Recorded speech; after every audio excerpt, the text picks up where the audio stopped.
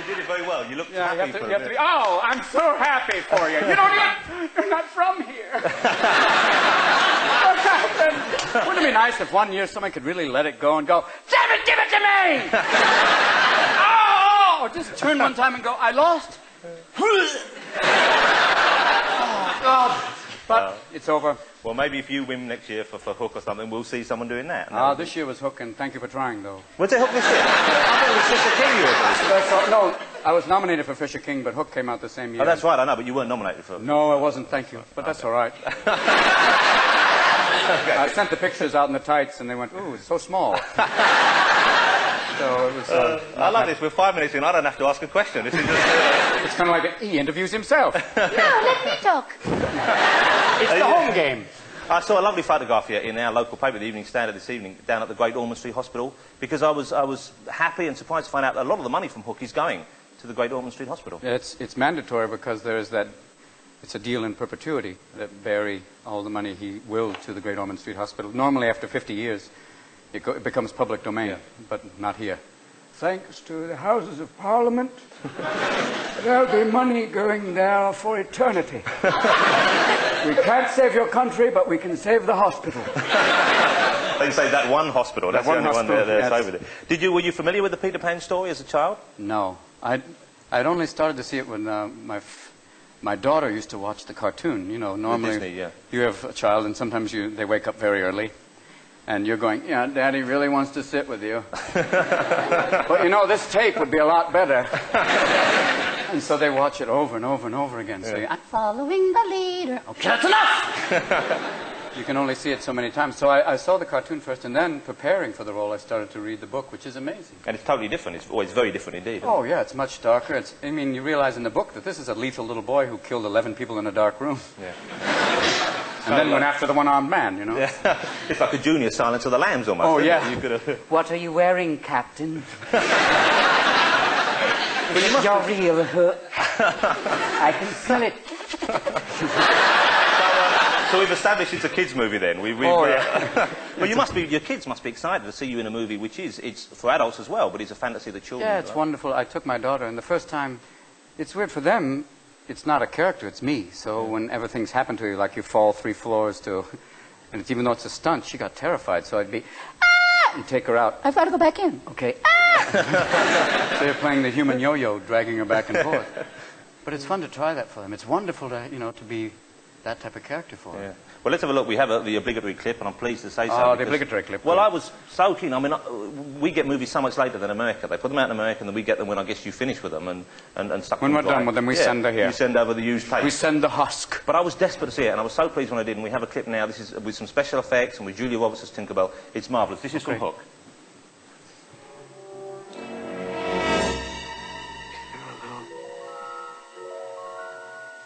Barry.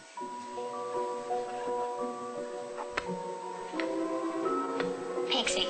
And if less is more, there's no end to me, Peter Pan. Peter Panning. Pan. Panning. Pan. Panning. Well, whoever you are, it's still you. Because only one person has that smell. Smell. The smell of someone who's ridden the back of the wind, Peter. The smell of 100 fun summers of sleeping in trees, adventures with Indians and pirates. Oh, remember, Peter? The world was ours. We could do everything or nothing. All I had to be was anything, because it was always us. Oh, no. That's finally happened. I'm having a total nervous breakdown. Come on, Peter, follow me and all will be well. I'm dying. I'm heading towards the white light. I've left my body. See, there's my house, way down there. There are my feet. Oh, my God, where are we going? Save your children, of course. How do you know about my kids? Everybody knows. Captain Hook's got him, and you've got to fight him. Let's fly!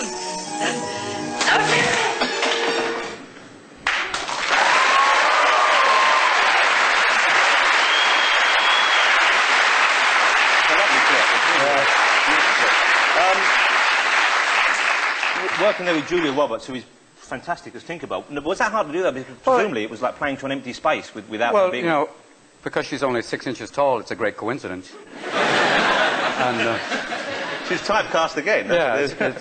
It's an amazing thing, because most of the time you're working with a doll, and you have to then you realize the 60s work, and you have to hallucinate.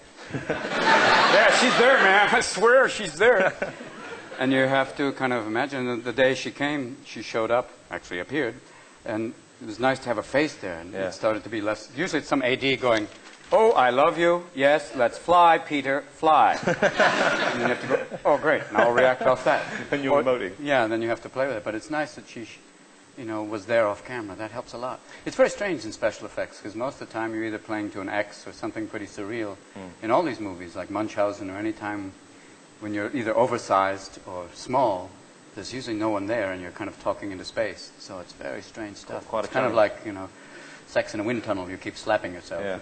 I think we all know exactly what you're talking about. We do, there. yeah. You're stuck in the pool with the Yeah, audience. with many people are going, "What is he saying, Phil?" Turn the wind up is what I was going to say. Yeah. What was it like for you playing Pan then? Because you're playing someone who I guess is still a child, certainly, later part of the movie, and you're flying around in tights. I mean, what kind of preparation can you do for that sort of role? Just prepared to...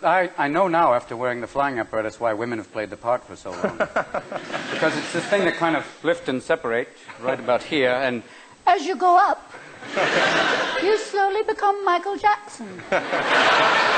it just... Wow! And you have to do the old samurai tuck, No, we go into battle!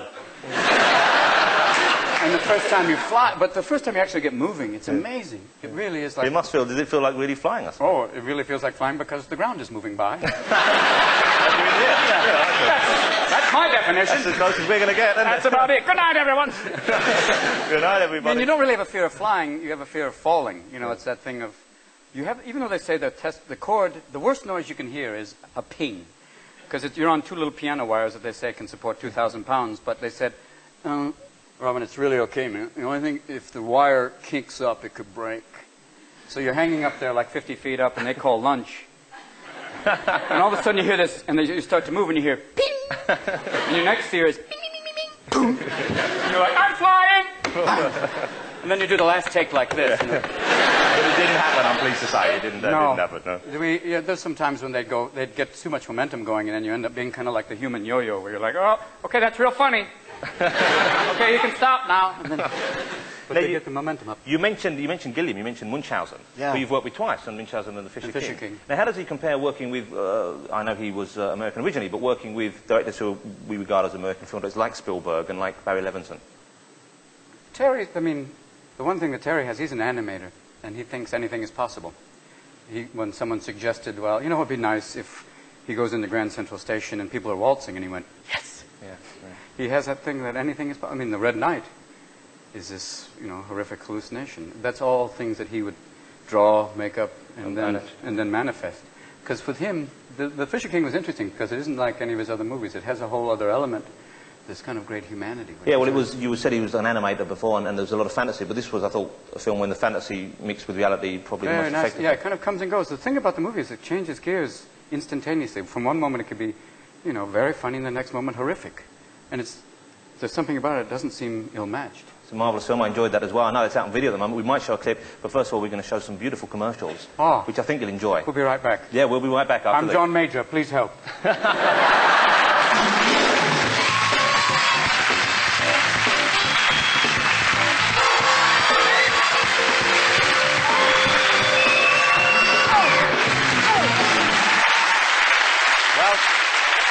Welcome back.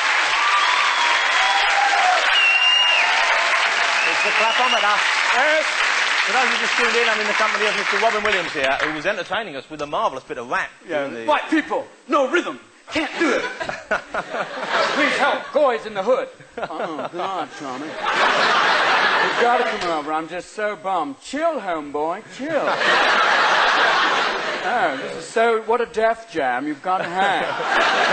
Now, so dope. You are obviously enjoying yourself being in front of an audience, and they're enjoying. Do you miss doing that? Do you miss having a big stand-up crowd? Well, a sit-down crowd while you're standing up. Do you miss having that live performance? It is kind of a fix. It's a wonderful. And thank you for laughing. It is amazing when you go. Some clubs, like the places I started out were pretty unusual. There was one club that was mainly people in electric wheelchairs. You didn't hear laughter. You just heard. But I want to tell you. You were very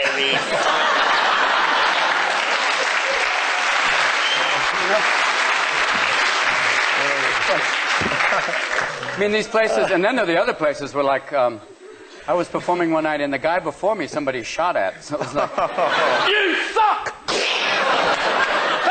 nice being here. It's a 2-shot minimum. Well, you know if they like it that way, don't Oh, you? yeah. Look, politeness. You're real good, man. I was going to talk about your movies having a kind of tear-jerker ending and what a sentimental person you must be. But you're doing Vodafone jokes here. Yeah. Obviously, Yeah, that'll be the cigarette commercial. Mild yet refreshing. That would be the one that gets people going, maybe not, Tom. Would you like to do a very... I know you've done serious roles, but would you like to do a really heavy role, a kind of villainous role, like, Oh, very like much. a Cape Fear type of thing? Oh, yeah. Come out, wherever you are. I'm waiting for you. Time to choose some scenery, counselor. Wouldn't it be nice to have him as the guy who comes around with the Bible studies early in the morning? Hello. Come out, wherever you are. Have you found Jesus? Yes, I have. Thank you very much. Come on in, take anything you want. I mean, I would like to play a villain one time. We're trying to put together a movie. Bob Hoskins wants to do The Secret Agent by Conrad. Oh, yeah. Which Hitchcock? Did Hitchcock shoot that? Yeah. We want to try and do it again without him walking through. And he wants me to play this man who is essentially makes explosives for anybody. And Dead Again, I got a chance to play kind of a very seedy character. But not a really vile person. No, but close. You know, one of those people who's semi-vile. But your name, I mean, presumably in Hollywood, you know, you're what they term a bankable star. You could get... I'm on that list. Just about any project made. Except they don't want me to play like Ella Fitzgerald yet. So. Don't you feel? No, sorry. You know, there's certain things like there's a couple of projects. One we want to try and do is the story of Harvey Milk, the mayor of Castro Street. Different things, I mean, because if you got the chance, like you said, if you're in a position like that, why not try something like that story or The Fisher King or something pretty outrageous? Which otherwise might not get made. Yeah, or Awakenings. I mean, they only make, it's sad to say, but they would only make that movie if they had names, which is kind of... But then when they're names like yours and Robert De Niro, then it's hardly a loss to the cinema public. It's not like... basically, you know, that's why it's interesting to bring people in and make them aware of a subject like that. If it was Hulk Hogan they were trying to put in, I could understand. Well, he'd make a different guy, you know. It's time for you to wake up. I'm awake! I'm waiting for you! I'll be in the ward. Give me some more medication. Let me talk about Good Morning Vietnam, because that was, I know you'd been in many films before, but that was the film that really, as a film star, as an actor who got people in the cinema, was really caught on. Do you think that was because it was closer to you doing stand-up, because you were allowed to... Yeah, because it had both, because the radio stuff was free-form, you know. Those characters, the Ray military intelligence officer is, you know, someone a lot like Clinton said that he would smoke marijuana and not inhale. It's like doing cocaine and just putting it on the tip of your nose. And then you don't get high, but you somehow have the experience. I mean, I would do characters, and then he would just say, try them, which was great, because you got a combination of the stand-up, actually sitting down, and a character, which was nice. Do you, I mean, was Vietnam something, I know you didn't go, you were in the lottery and your name was way at the back. They'd have to, the Viet Cong would have to be coming east on Mulholland Drive. You know? We come here, you come out now. You put on pajamas, you shut up. That would be, you know, my lottery number was 356. So it was me and Quail, basically. Mr. Quail? Yes, I'm part of the National Guard. Over there. Listen, one of those, it's a great film. I want to show a clip of this as well. This is a clip from Good Morning Vietnam. Oh, yay. Morning, Vietnam! Hey, this is not a test. This is rock and roll. Time to rock it from the Delta to the DMZ. Is that me or does that sound like an Elvis Presley movie? Viva Da Nang. Oh, Viva Da Nang. Denying me. Why don't they get a rope and hang me? Hey, is it a little too early for being that loud? Hey, too late. It's 0600. What's the O stand for? Oh, my God, it's early. And now, here are the headlines. Here they come at you right now. Pope actually found to be Jewish. Liberace is Anastasia. And Ethel Merman jams Russian radar. The East Germans today claim that the Berlin Wall was a paternity prank. Also, the Pope decided today to release Vatican-related bath products. An incredible thing. Yes, it's a new Pope on a rope. It's right. Pope on a rope. Wash with it. Go straight to heaven. Thank you. Ethel Merman today uses the test to jam Russian radar. Here's a brief test of that jamming. Hello, I've got a feeling that love is here to stay. When asked for a reply, the Russian went, what the hell was that?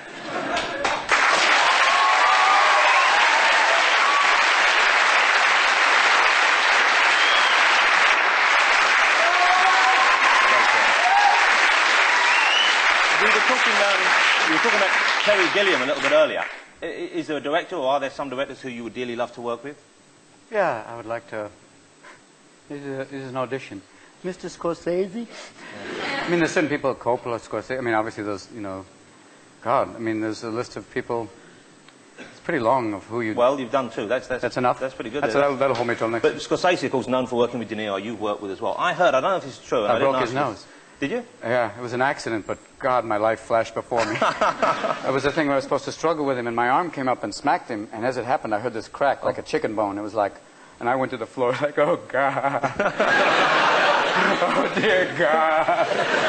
Because you expect he's going to go, did you do that to me? Did you break my nose? Did you do that to me? But the weird thing is, his doctor said later on that I straightened his nose from Raging Bull. So he owes you one. Yeah, so now basically he can talk like this, which is that's fabulous. Does he do, someone told me he does impersonations, that De Niro can do impersonations. Yeah, he does, I mean, he does Brando once in a while. He's really, I mean, it's strange to think, because you know him, everyone knows him as this very scary character from most of the movies. But he's a very funny, warm guy. And people going, Big Wolf would say, Bobby, you funny and warm? I'm kidding! We were talking earlier, you mentioned Quayle. Are you interested in politics? Is it something you would like to put your name to? I'm fascinated by them. I mean, in America, obviously, the same thing for you. People, I hear the same complaint. You have three candidates. You have John Major with no lips.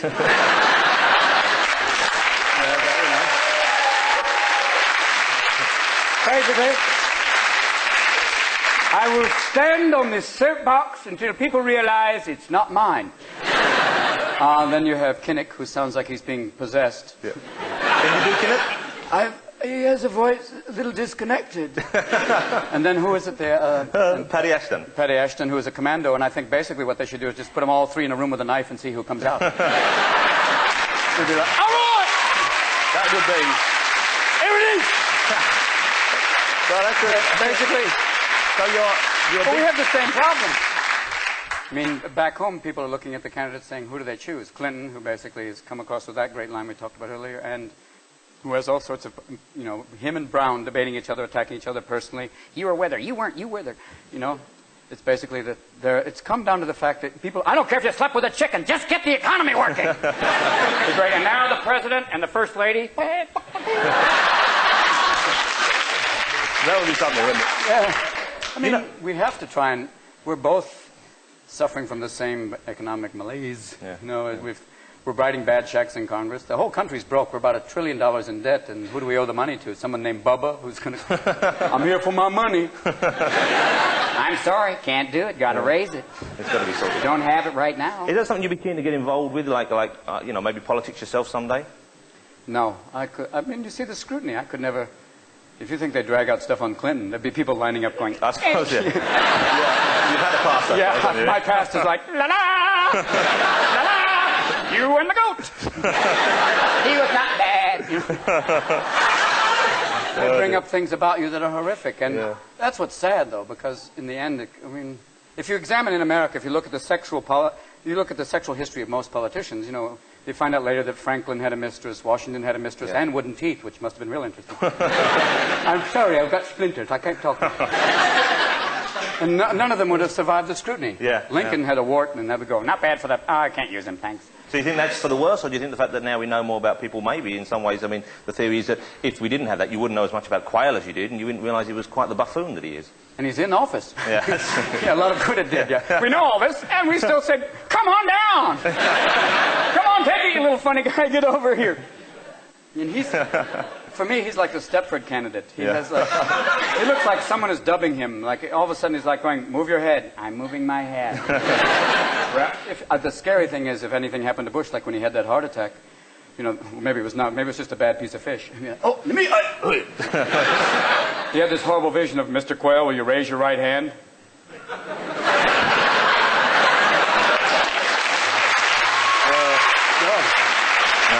So no politics. I mean, it's pretty much, this should just be a big telethon, I think, and raise the money that way. Yeah. One final question. We've got Hook coming out this week. You said, just seeing you here, you love performing. There must be elements of him. Do you ever think that maybe you haven't grown up? I don't mean that in an unpleasant way. I mean, like, you know, but you're still, I suppose the LA phrase will be in touch with the child within. Ooh. Thank you very much. Thought I'd just lay that one on you. Yeah, that's like, relax yourself, clear your heart. Focus. Center. Focus, realize you have Legos. I mean, it's strange, because I was an only child, so I grew up playing with myself. No, but no. You know, you're going to have to tell us the rest of this off air, I'm afraid. Because... No, because basically, I mean, it is that thing of, I just enjoy playing. It is something about each part that if you can't have fun with it, why do it? Well, we've had fun this evening. Thank you for being here. Thanks, this has been a blast. You're huge entertaining. Robin Williams, ladies and gentlemen. Robin Williams,